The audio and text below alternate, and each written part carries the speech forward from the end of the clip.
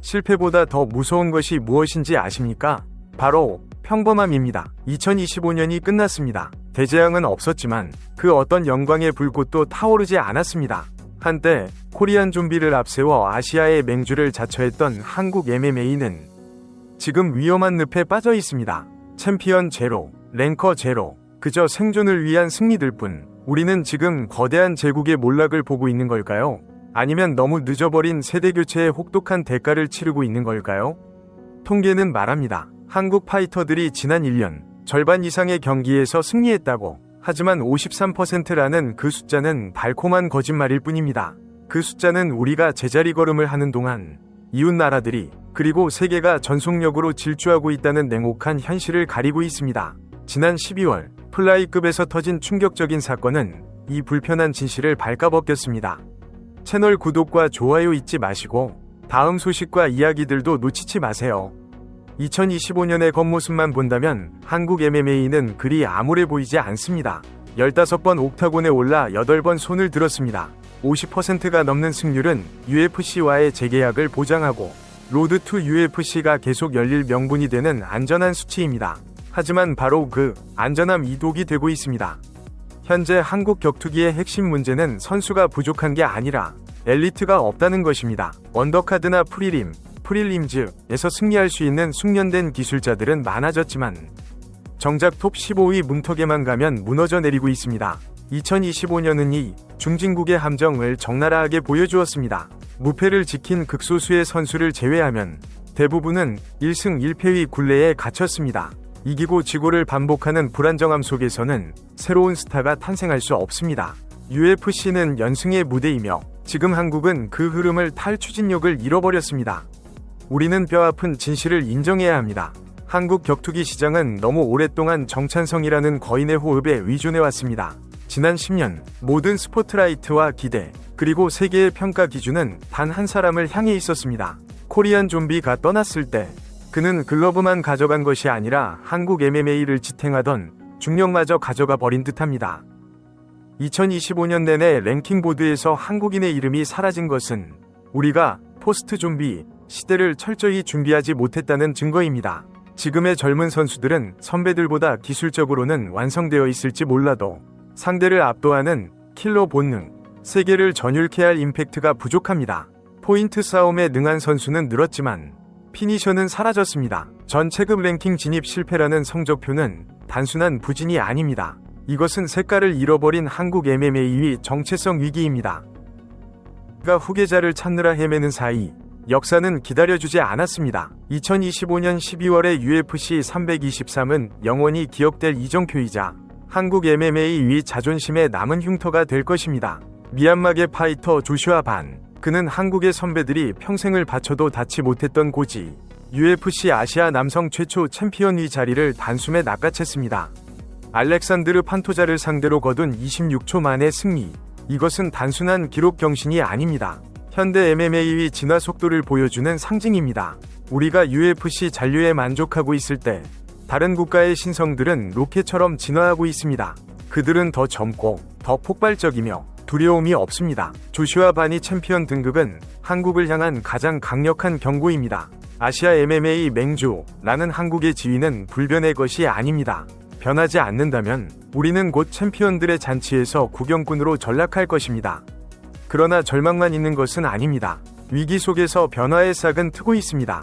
2026년은 옥석 가리기와 돌파 위해가 될 것입니다. 가장 큰 변화는 마인드셋에서 감지됩니다. 물량 공세 대신 변수를 만들어낼 수 있는 개인에게 집중되고 있습니다. 1년의 공백을 깨고 돌아오는 슈퍼보이 최두호의 복귀는 단순한 참전 이상의 의미를 갖습니다. 지금 한국의 부족한 화끈한 스타일의 부활을 예고하기 때문입니다. 또한 무패 행진을 달리는 고석현이나 유수영 같은 선수들은 이제 단순한 유망주가 아닙니다. 그들은 톱 15위 저주를 깨야만 하는 무거운 십자가를 짊어졌습니다. 2026년 초반의 대진표는 공격적입니다. 더 이상 탐색할 시간은 없습니다. 2월 호주에서 열릴 김상욱의 로드 투 UFC 결승전부터 미국 휴스턴에서 펼쳐질 고석현의 본 무대까지 모든 경기가 벼랑 끝 승부, 두오어 다이입니다. 특히 고석현에게 자코비 스미스전은 단순한 1승이 아닙니다. 그가 침체된 한국 격투기를 수렁에서 건져 올릴 견인차가 될 수 있는지 증명하는 자격시험입니다.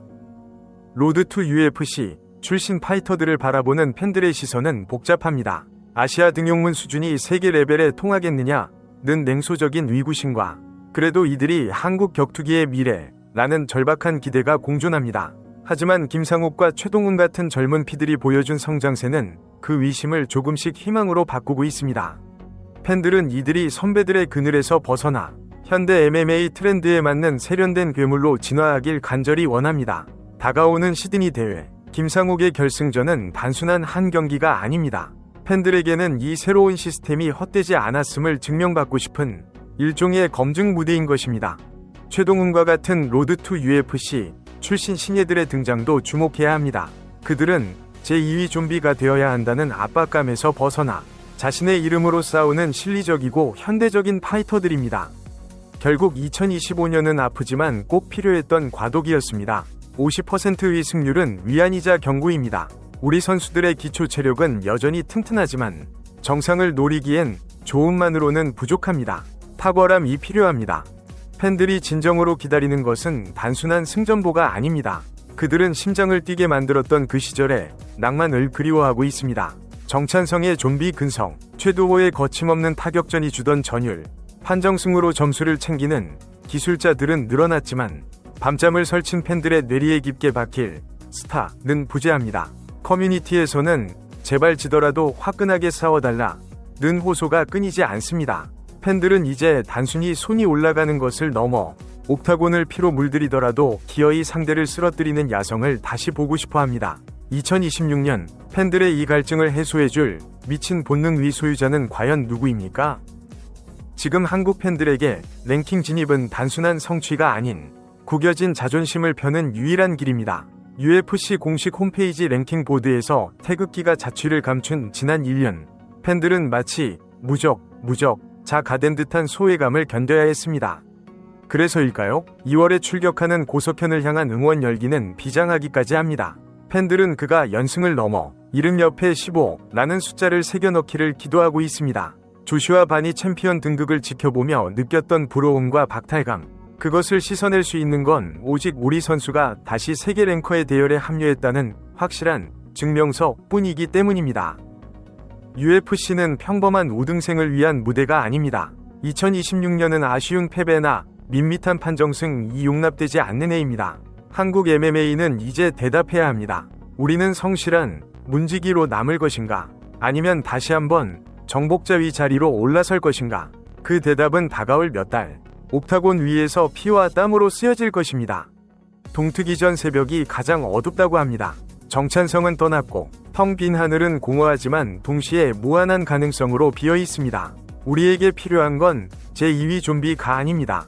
자신만의 이름으로 불릴 새로운 챔피언입니다. 조슈아 바는 아시아 파이터들에게 닫혀있던 문을 발로 차 열어젖혔습니다. 이제 한국의 전사들이 그 문을 통과할 차례입니다. 추격자가 아닌 왕좌를 노리는 도전자의 눈빛으로 말입니다. 여러분이 보기에 지금의 이 평범함은 일시적인 후퇴일까요?